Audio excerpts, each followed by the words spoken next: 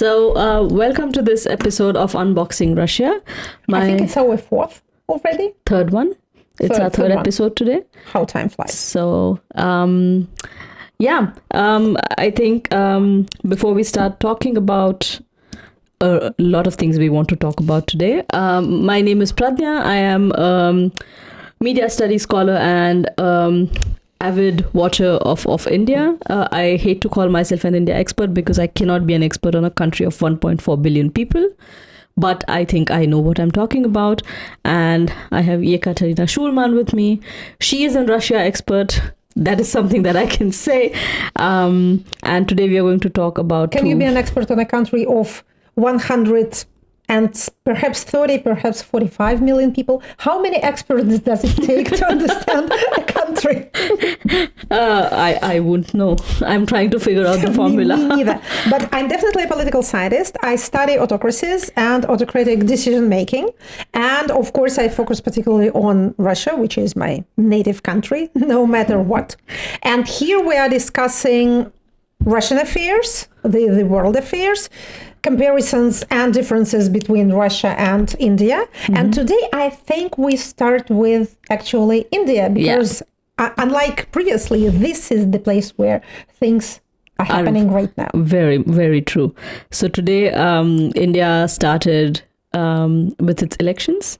It's the 19th of April today, and the elections will go on till the 1st of June. So we are looking at about roughly 6 weeks of an election cycle. And we were complaining in Russia about 3 days voting. Yeah.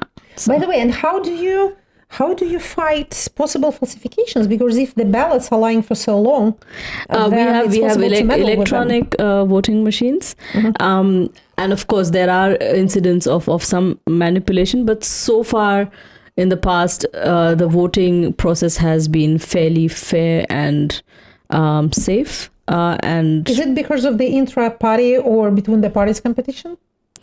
Partly that, but I think also because it's been managed well by the Election Commission of India.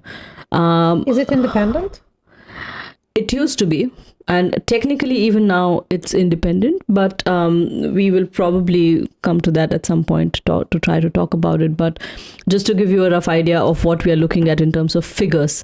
So 6 weeks of election cycles, roughly 960 million people who are eligible to vote this year. 960 million people.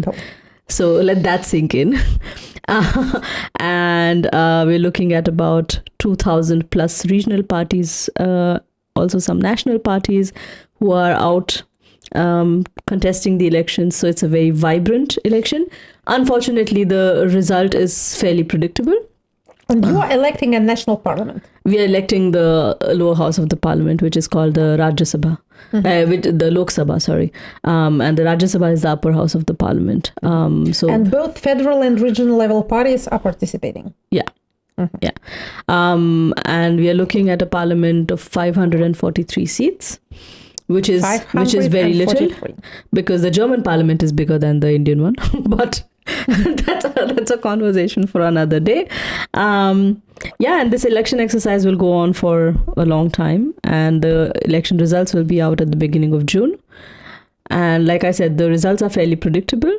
But I think because multiple reasons. So mega trends point to the fact that Mr. Modi and his party, the Bharatiya Janata Party, roughly translated the Indian People's Party, has managed to deliver on some, or quite a few on some on welfare schemes. Mm-hmm.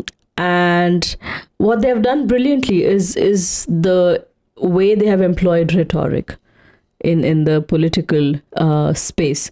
So one example is they invoke a lot of things from history, from past, from Hindu mythology, for instance. There are these two epics, the Ramayana and the Mahabharata. And a lot of times there is the invocation of the Ramayana, or Ram, who is the deity in Ramayana, and the rule that was existent under his patronage as a king is considered to be the most virtuous time to have been alive. Mm-hmm. And then the BJP invokes that time and considers that as a ambition to take the Indian population to that point of time where but everything it's not a point of time. It's not even history. It's mythology. But that's where the boundaries are very, very, very dicey in the eyes of a lot of people. And what they do is then they take current problems like corruption, and then they combine it with this notion of history, of this nostalgia for history. So they say, in the time of Ram, there was no corruption. It was the most amazing time to be alive because the ruler, the person who was governing, was so virtuous. He had no reason to be corrupt. And that's what we are going to deliver on. So you have this entire electorate which is fascinated by its own history all of a sudden, because for the longest time, engaging with your own history was not something that Indians used to do. They used to engage with mythology. But history as a construct has kind of made its way back into the public discourse like never before in a way. So now you're talking about this historical baggage and trying to locate it in a contemporary context and say that, hey, we have all of these things that are coming from our glorious past. So in terms of foreign policy, they'll invoke the Mahabharata and say, see, there are so many trends that are already existent. So your golden age lies in a mythological era. Yeah, but that's the thing. I think a lot of people don't really think that it's purely mythology. So they would still go and look for signs of the existence of a lot of these places. In terms of foreign policy, what was the foreign policy of the god Rama? No, of Mahabharata from the other epic. But I think let's not open that box of Pandora, because I think then we can just go down that rabbit hole of foreign policy. Yeah, because, we in Russia, we are complaining about the obsession of our national leader with history, with his Polovtsi and the Pechenegs, the ancient tribes that used to fight between them in the territory that is now Russia, now considered to be Russia. But your guys seem to be going much, much further back. And I think they're also kind of looking at history in a very different light. So when we talk about decolonizing, we're not just talking about undoing the influence of the British or the Portuguese or the French in the Indian subcontinent. We are also trying to talk about the influence of the Muslim rulers, the Mughals, who came in from Central Asia into India. And that is then considered as a legitimate reason to. So when you start talking about decolonization, it cannot be only about decolonizing the Western influence.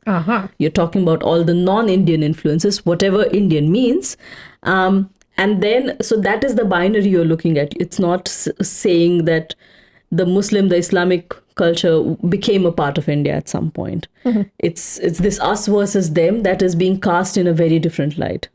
So the ruling party is using this kind of decolonization rhetoric in order to what? To create a new unity, a national unity. They're constructing a Hindu identity. So the notion of what constitutes being an Indian is something which was very ambivalent for a very long time. It was a very ambiguous way of looking at who is an Indian, what makes an Indian. Was it about religion or about the food you eat or the way you dress or the way you look? So I think it was a lot of everything, because India as a country is so diverse. And so for a person, I like to quote this sentence from Shashi Tharoor's book, where he says, my grandmother, who is from Kerala, from the southern Indian state of Kerala, someone coming in from Kashmir is just as foreign as someone coming in from Italy.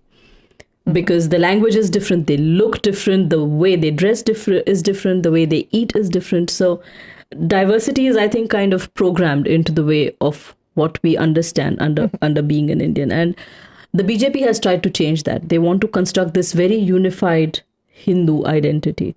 And these Hindu people, they are whom? They are those who are opposed both to the West and to the Muslim world? No, so that's again a very interesting way how they have cast this dice. So Hinduism as a religion or as a way of life was something that the British came up with to describe the non-Abrahamic religions. So that would mean the Christians, the Muslims, and the Jews. So that meant that it included everyone else. And now, so Hinduism is still a religion, and Hindutva is the political ideology that the BJP has adopted, which again, based on this principle of exclusion, then leaves out these three populations as non-indigenous. They don't consider them to be natives to the land. And that's why there is this thought of having to say that they don't belong here. If they want to stay here, they have to live by our rules. Let's not have this conversation of equality in a way. They don't say it in those many words.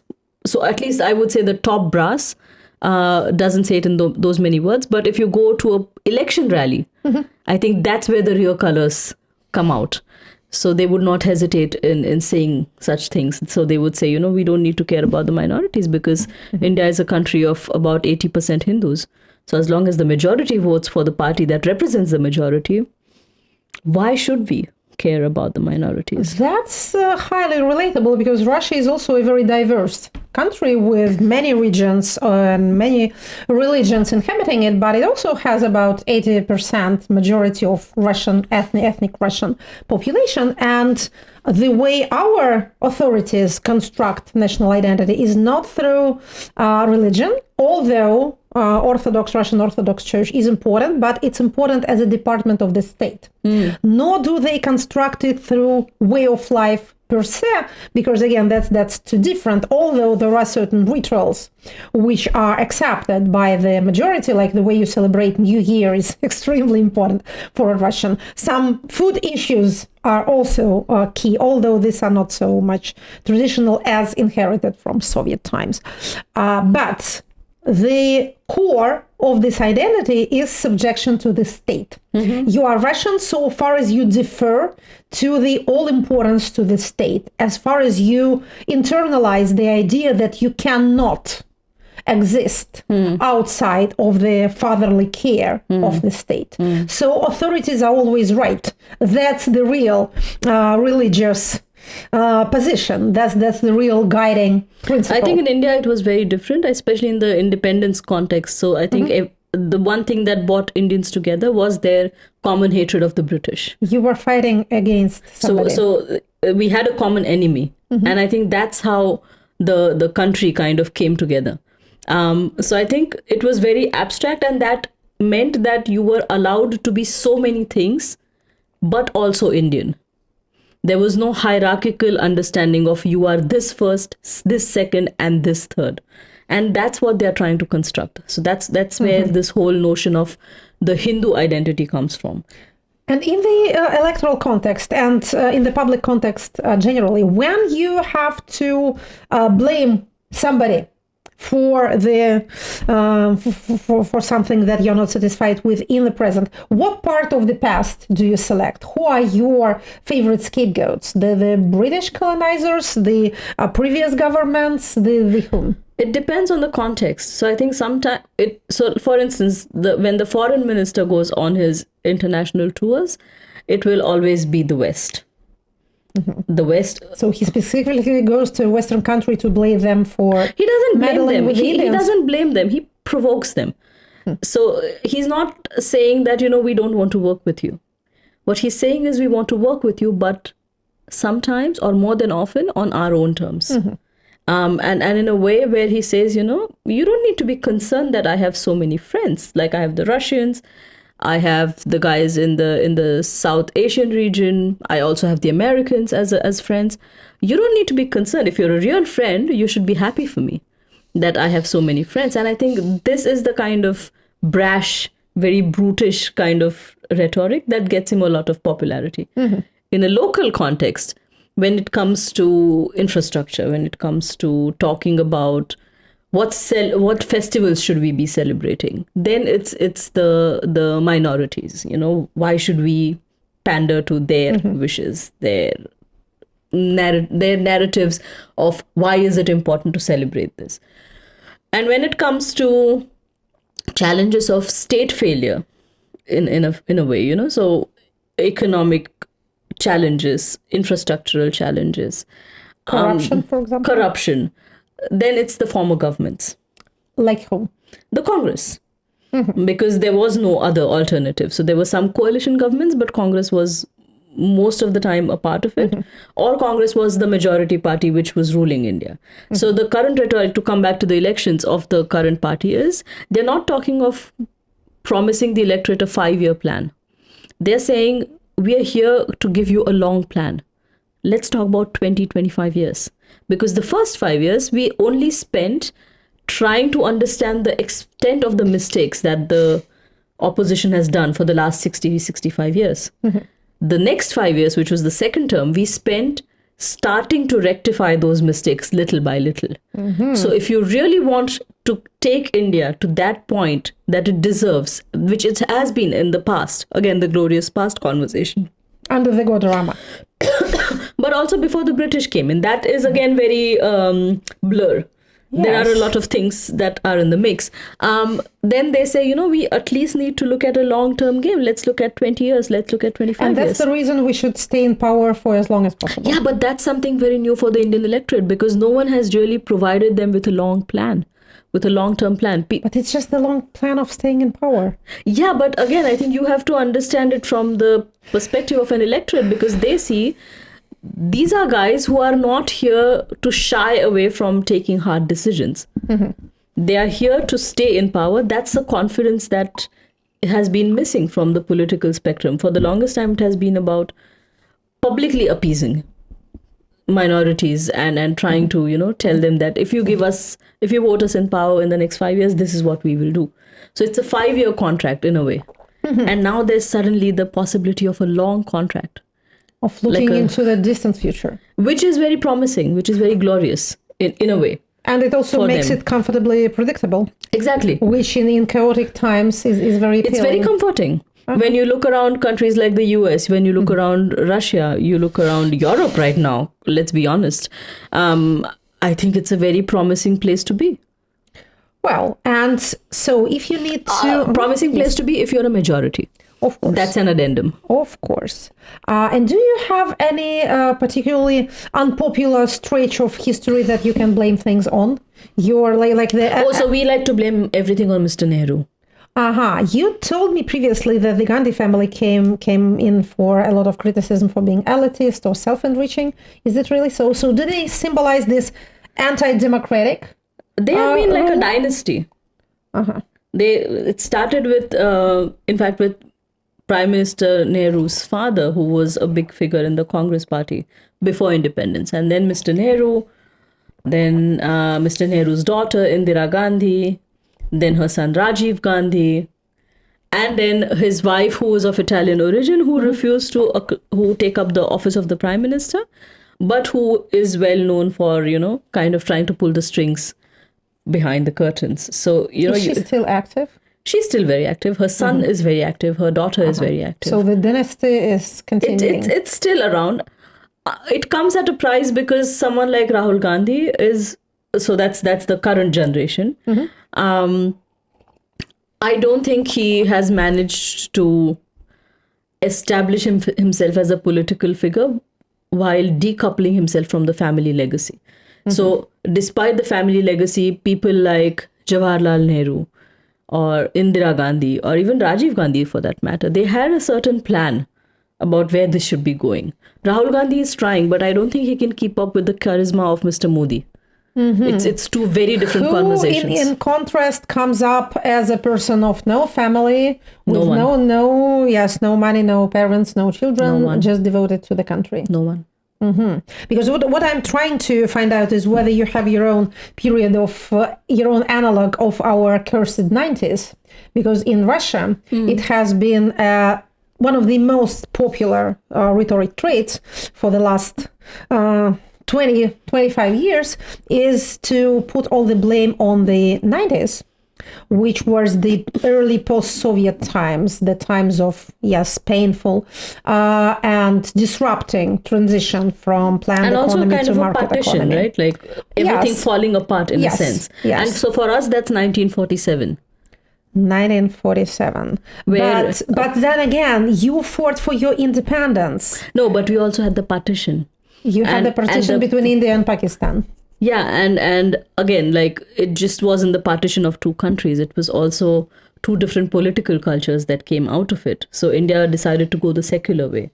And that is coming back to bite it in a way, because now the current government of the day wants to kind of tamper with it a little without actually changing the wording. They just want to have their own take on secularism. And also I think they also want to look at how the minorities would deal with it, because when you look at 1947, you also had the reason why Indian secularism was defined the way it was, which is very different than the European version of secularism, was because we still had a huge number of minority Muslim population staying back. And you so had the to division protect them. was not clear cut. It was not like all the Muslims were in Pakistan and all the other people stayed in India. No. Because the ones who could afford to move were either close to the border areas, or there were people of means. There were, of course, some people who chose to stay back in India despite having the means to move.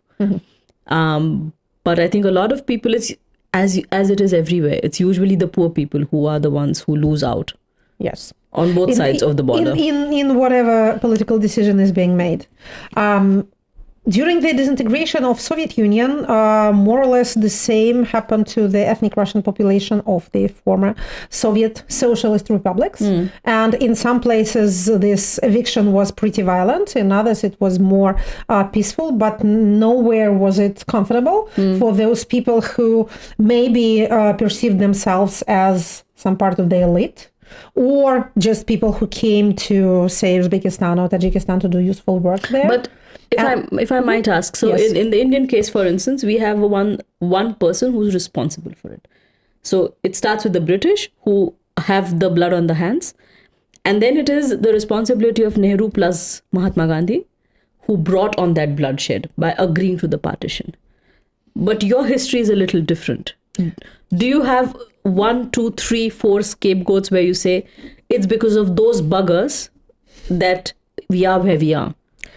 The popular idea is to blame Gorbachev for the disintegration of the Soviet Union in general, and to brand him as a traitor who was either directly or indirectly influenced by the CIA, by the Americans, the evil Anglo-Saxons, as the phrase goes. And so he allowed the Soviet Union to disintegrate.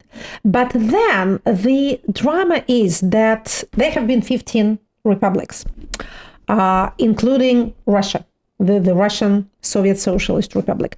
And when Soviet Union fell apart, each and every of these 14 republics had their own, flag, their own capital, and their own national identity to fall back on. They might have suffered, they were suffering from the effects of this disintegration. And Kazakhstan, for example, didn't want to go. They tried to convince the Soviet central authorities to let them stay. And when this didn't work out, they at least wanted to keep the ruble as their currency, and they were not allowed even that.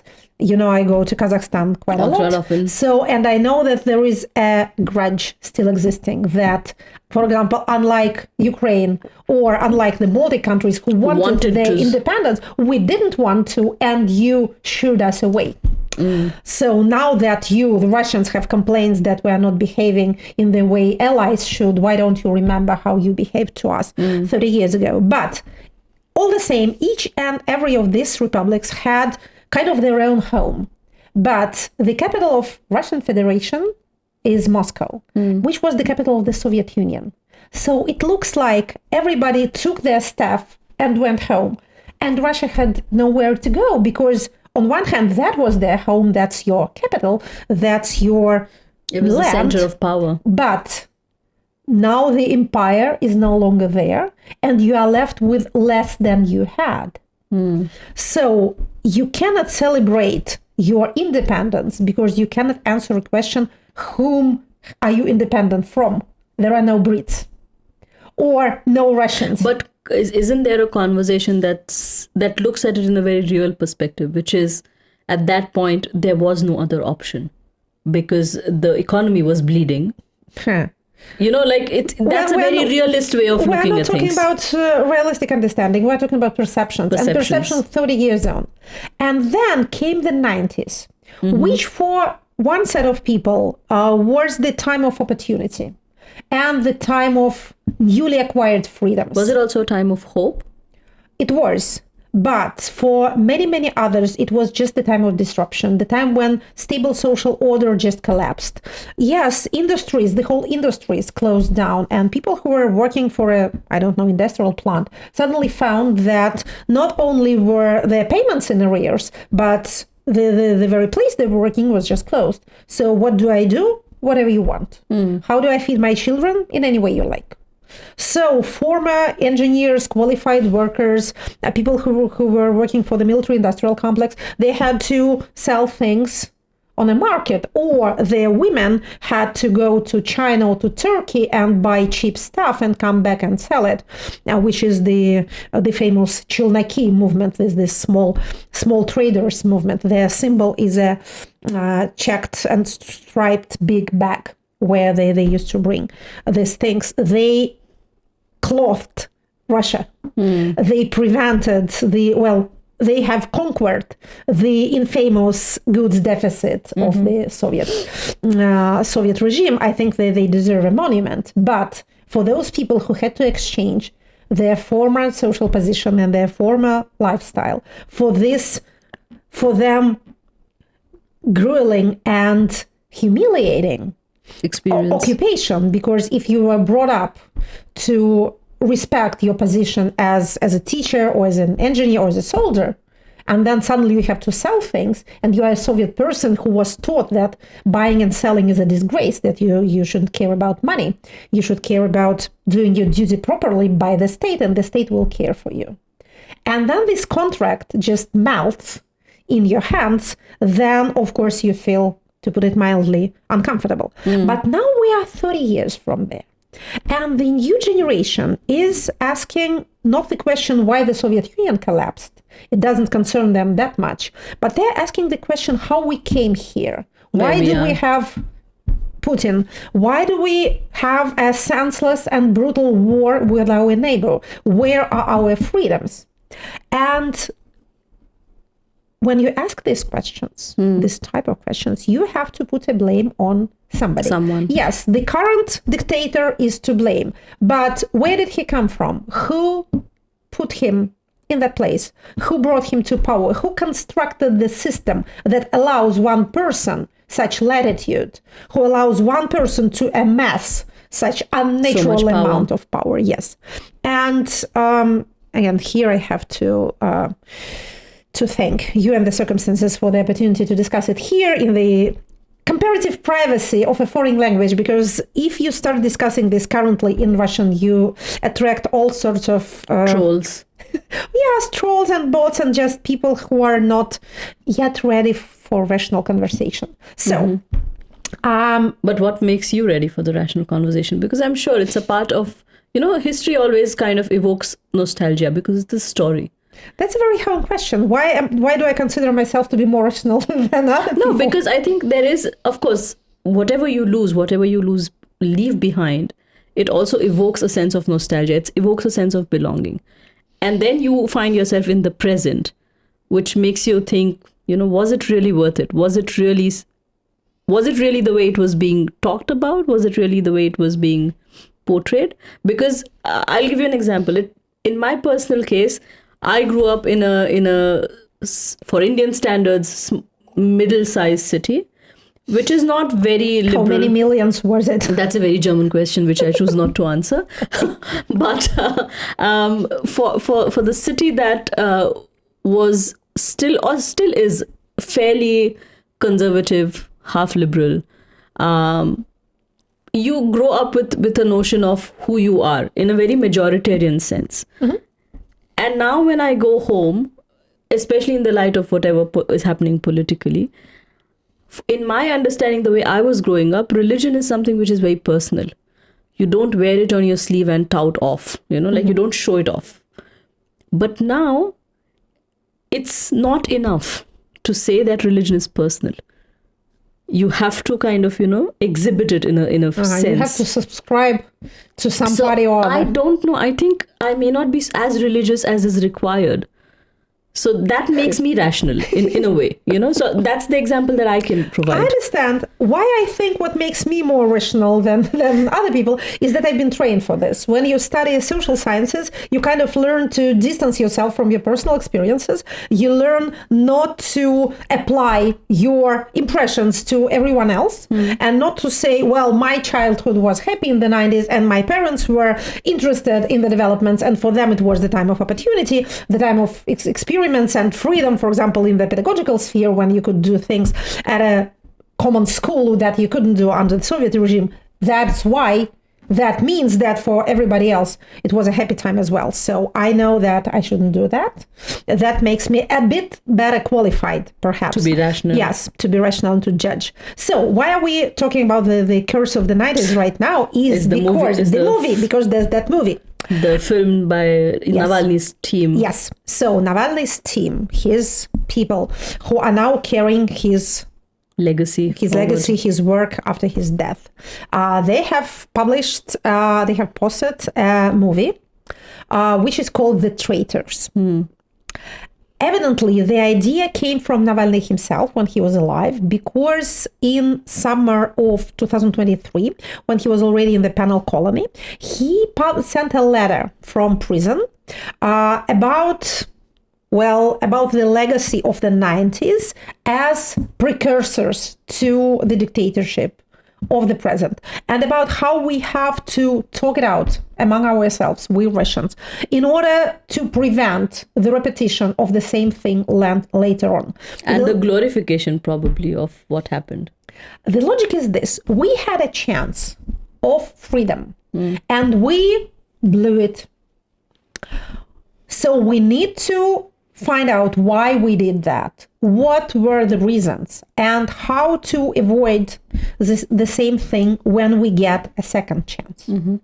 It's quite logical, because whatever your attitude to the 90s, and when we Russians say 90s, what we really mean is time between 1991 and I think 2003. Why 2003? Why 2003?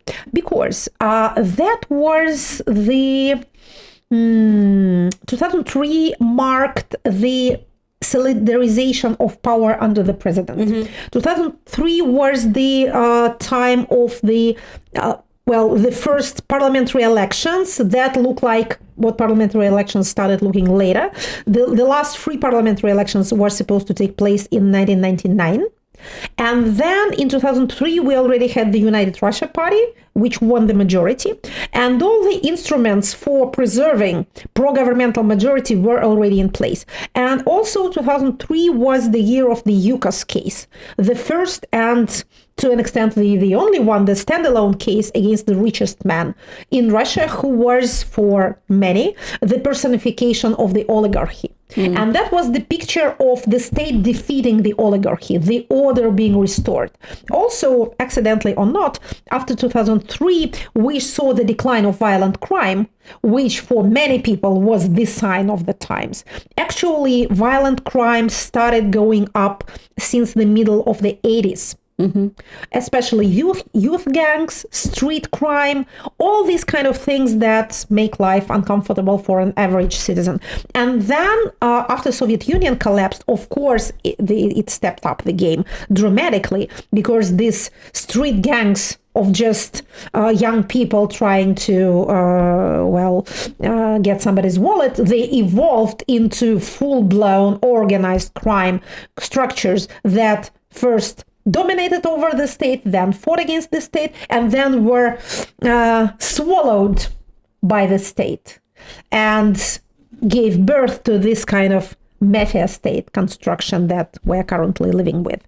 So after 2003 started properly the rich Putin years, the years of comparative prosperity, of higher birth rates, of higher incomes per capita, of more or less stable social situation.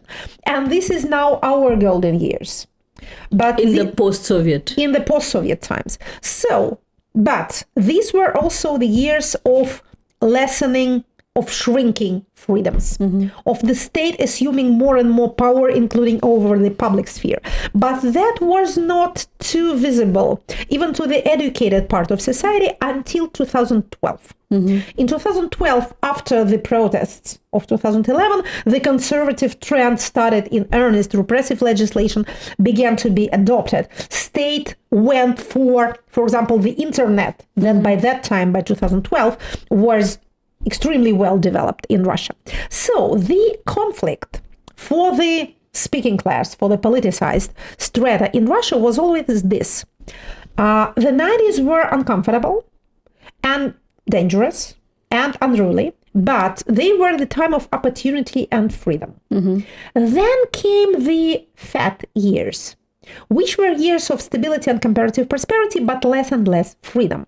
And then when the state came into its own fully, after 2012, after 2014, the Crimean annexation, both prosperity began to shrink.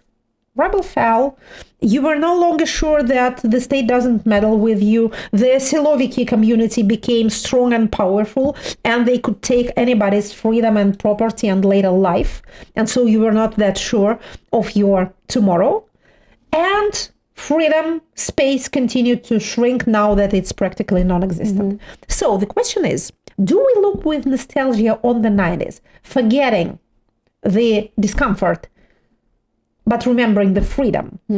Or do we, and this is what this Navalny's team film is trying to do we reinvent this whole history as a history of a set of corrupted officials bringing in the future dictator to guarantee their gains?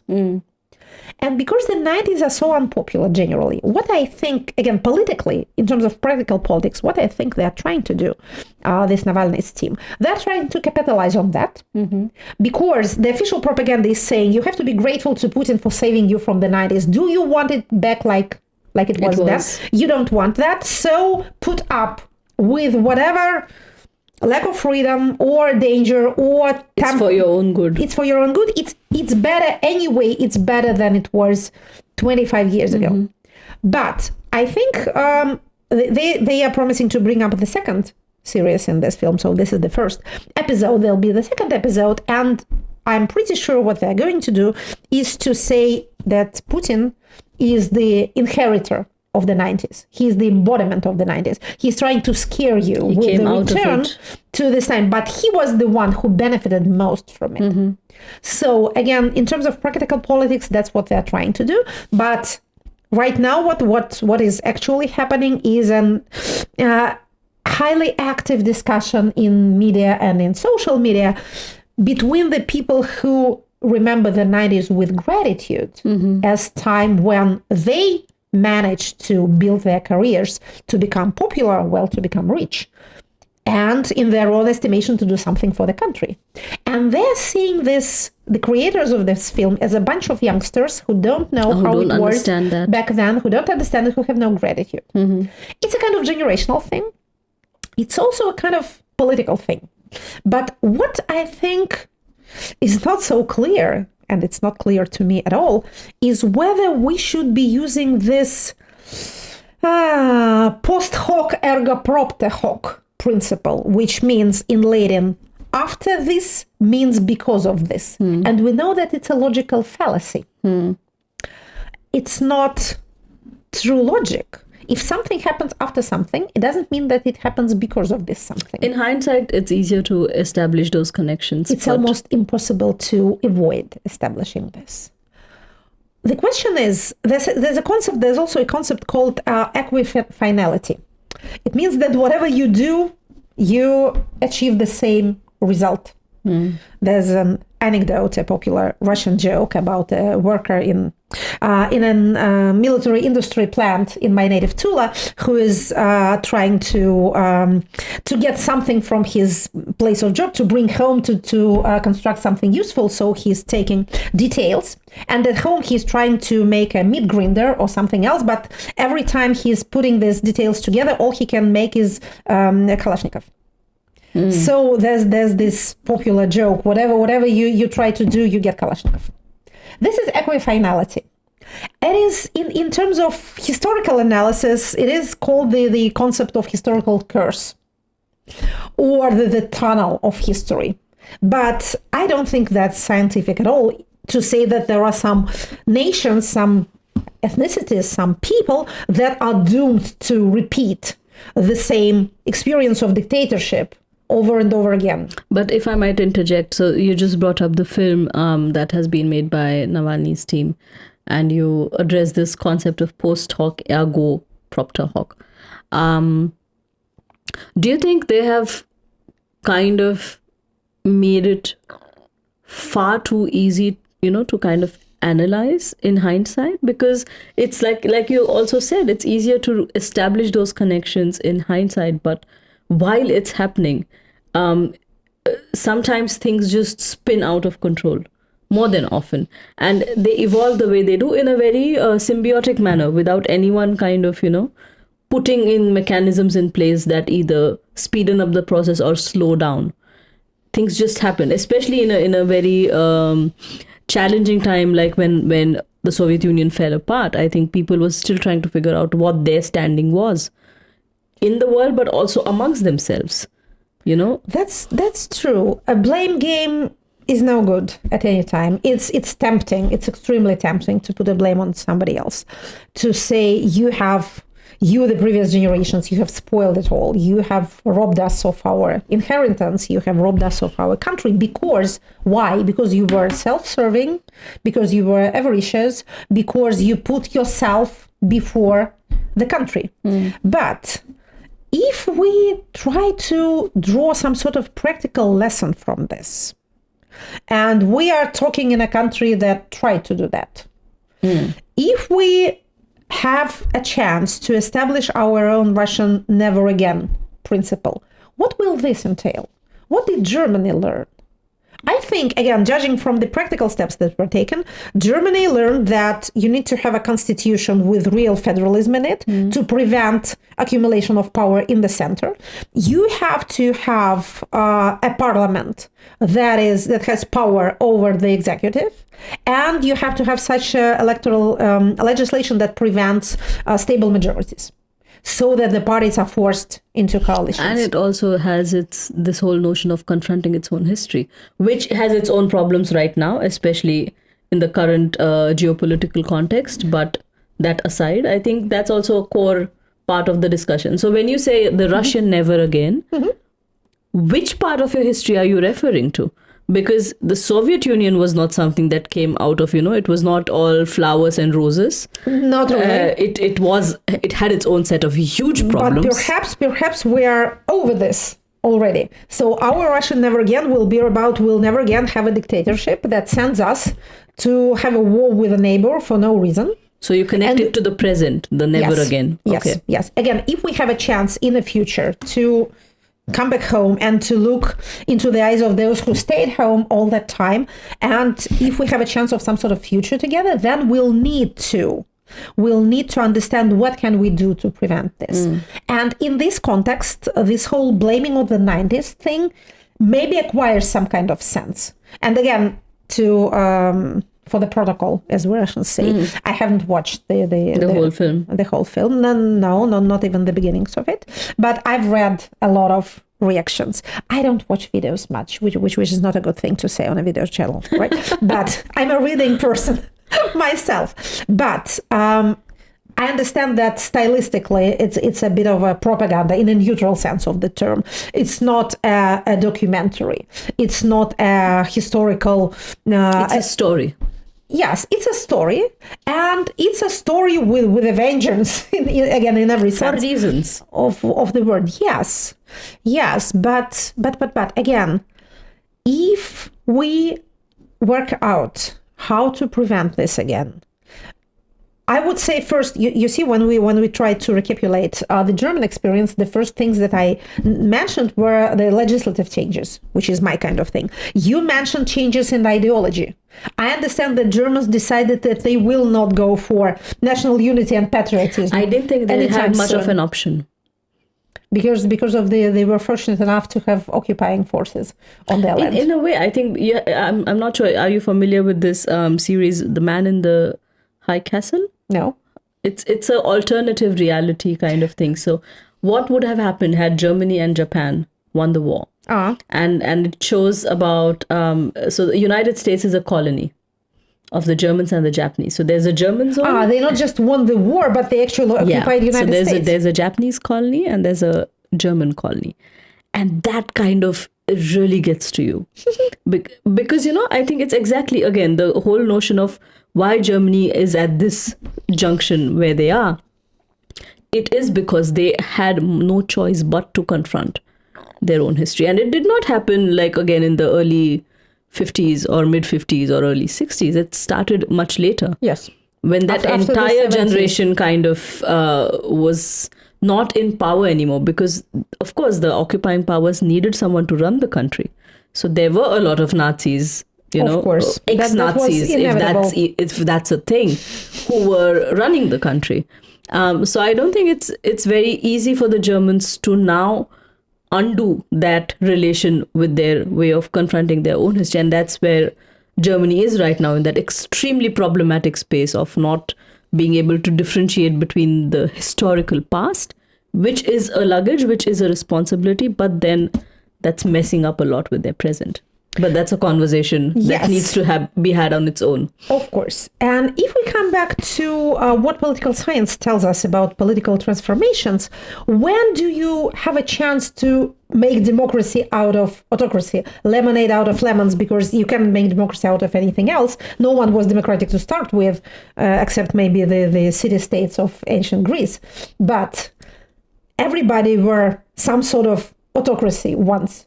So how do you evolve in the right direction? How do you not blow your chance again? The conversation that we are having right now seems to me to resemble rather the one.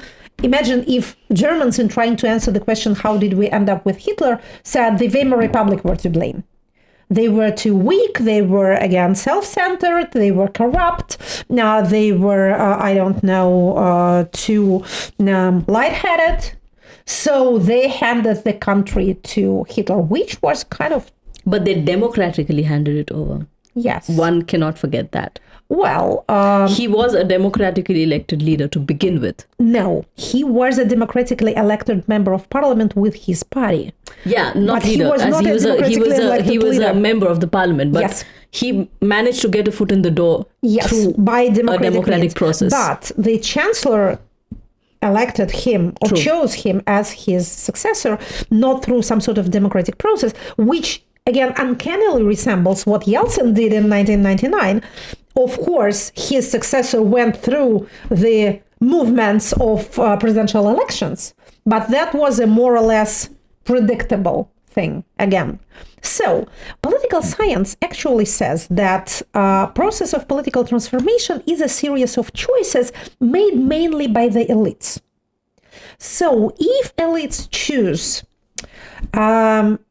win-win strategy, which in practical terms means sharing of power and assets between the groups, it doesn't look too noble. So they are not called upon to sacrifice themselves for the good of the country, as the young generation in their very pardonable and even admirable idealism would like to think, but they are called upon to share. The other option is to choose the zero-sum game. We won't share. If there is one. Yes, we won't share, we'll kill you. We'll kill you and we'll take your prerogatives and use it ourselves. We'll take your resources and control it ourselves. And of course, the Russian elite's choice in 1993, when they were in conflict with the Soviet parliament. It was Russian parliament, but it was the inheritance of the Soviet. And according to the irony was that according to the Soviet constitution, this Soviet had a lot of power, but it was never used because the real power lay with the party. And in the very early 90s, we came to the situation when there was no party. And this Верховный Совет, this Supreme Council, literally, suddenly found itself with a lot of constitutional prerogatives in its hands, which it was never using. And they came in conflict with the executive. And the executive chose to, have tanks in the middle of Moscow and shoot at the building of the parliament. Inside the parliament were some really bad guys. The anti-Semites, the budding Russian fascists, armed gangs again. So there was a lot of shooting done from both sides. The number of victims is not known. I don't think it's as high as the losing side proclaimed, because even in 1993, you couldn't hide that many corpses in the middle of the capital. But of course, there was blood on the streets. And then the executive won because the Siloviki, and the army sided with them rather than with the Supreme Council. And then the executive drafted the constitution, which was adopted on the referendum of 1993, which was the super presidential constitution. So that perhaps was the decision. We will not bargain with you. We'll place a tank in front of your building and we'll burn the house down. And then we'll write the constitution that we need. Again, not to keep in power forever, but to proceed on a course of necessary reforms. Of course, reforms were necessary. But now looking backward, post factum, it does come to one's mind that fostering political culture of compromise, even with the highly unpleasant people, sharing of power, having checks and balances was more important than these reforms that seemed so paramount at the moment. Considering that we are coming towards the end of our conversation, one last question as a mind exercise. So we are talking about 30 years past 1990 now. So imagine you are 30 years down the line. So we are in 2024. You're looking at 2054. And you look back at 2024. Who in your perception could be a potential traitor? A potential traitor. We can have this conversation 30 years later again. I hate the term so much. But it has to be an answer. It has to be a group of people, individual, whoever. Who has the potential of being a traitor? I'm an institutionalist, as you know. So I'm not looking at people. I'm looking at structures. The mistake was that the reformist wing, and they were the reformists, they called themselves the Democrats. And they began to be called liberals. They felt that reform were necessary, absolutely essential, that the country was falling apart, that there was a huge economic crisis, galloping inflation, goods deficit, again, you name it. Industries falling apart. So they are the traitors? No production. No, not them. They decided that they need to proceed on this reform course at all costs, and they choose to ally themselves with the KGB. Okay, so that move was have not dismantled this hellish structure. Some reforms were taken. Some of its parts became independent entities, but not nearly enough, not half enough. They preserved the monster because they thought the monster was useful. And then in a very few years' time, it grew up and has bitten their heads off. Okay. So that's my story. You see, everybody can play we this can have this game. Conversation again 30 years down the line. I promise, uncharacteristically, I will watch the movie.